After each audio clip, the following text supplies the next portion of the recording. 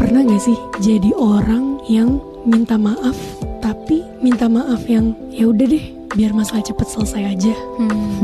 Seakan-akan maaf tuh jadi shortcut gitu. Orang yang bilang gue mengalah dengan cara minta maaf pun di mata gue jadinya gak ngalah. Karena dia sebenarnya memenangkan perasaannya juga untuk ya udahlah gue gak mau bahas biar cepat selesai. Itu kayaknya gak bisa dibilang mengalah juga sebenarnya. Ada hal lain yang mungkin bisa kita lakuin, yaitu satu, udah jelas banget introspeksi diri. Dua, kita ngelakuin tindakan yang emang seharusnya bisa membuat hubungan itu jadi lebih baik lagi. Di sini tuh yang salah bukan kata minta maafnya, tapi motif kita ngeluarin si minta maaf ini tuh apa. Dan sebenarnya nggak apa-apa ketika kita punya masalah, kita selesain sama-sama. Kata minta maaf tuh bonusnya.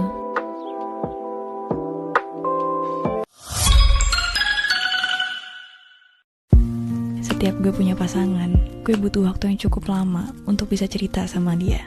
Yang jadi masalah ketika orang di sebelah gue mempertanyakan gitu, kenapa dia gak dipilih sama gue untuk jadi orang yang gue ceritain. Gue juga tipe yang belum mau cerita, karena bukannya berarti gue gak terlalu percaya sama dia, tapi kayak ada prosesnya gitu loh. Dan menurut gue setiap orang tuh punya alasan kenapa dia tuh gak mau cerita segalanya ke pasangannya itu. Mungkin kan ada masalah trust issue dari hubungan-hubungan yang lama, dan dia gak mau ulangin itu di hubungan yang sekarang. Kayaknya gue juga melihat peran orang dalam hidup kita tuh ada porsinya masing-masing gitu. Mungkin di satu sisi hidup gue cerita ini sama siapa, dan sisi lain gue cerita sama yang lain.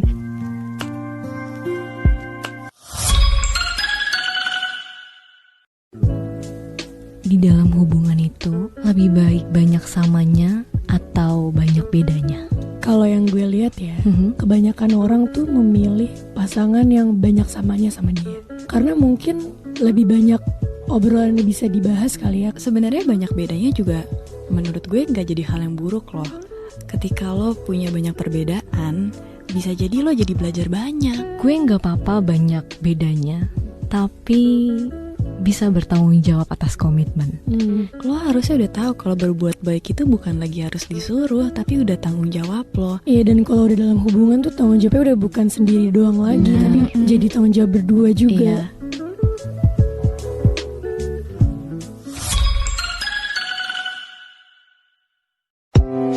Kayaknya banyak orang yang setelah berpisah terus sempat ngalamin keadaan jadi gak stabil, gak seimbang karena ngerasa ada yang hilang.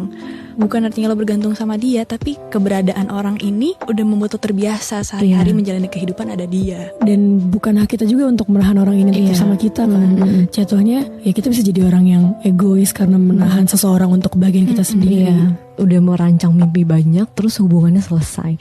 Dan itu memang rasanya menyakitkan karena yang disedihkan adalah mimpinya itu. Kayaknya waktu itu kita rancangnya baik-baik ya, tapi sekarang kita udah gak bareng, terus mimpinya mau dikemanain ya. Ternyata emang orang itu tuh butuh proses yang beda gitu. Orang tuh punya waktu yang beda, dan menurut gue lo gak perlu untuk buru-buru untuk menyelesaikan sesuatu.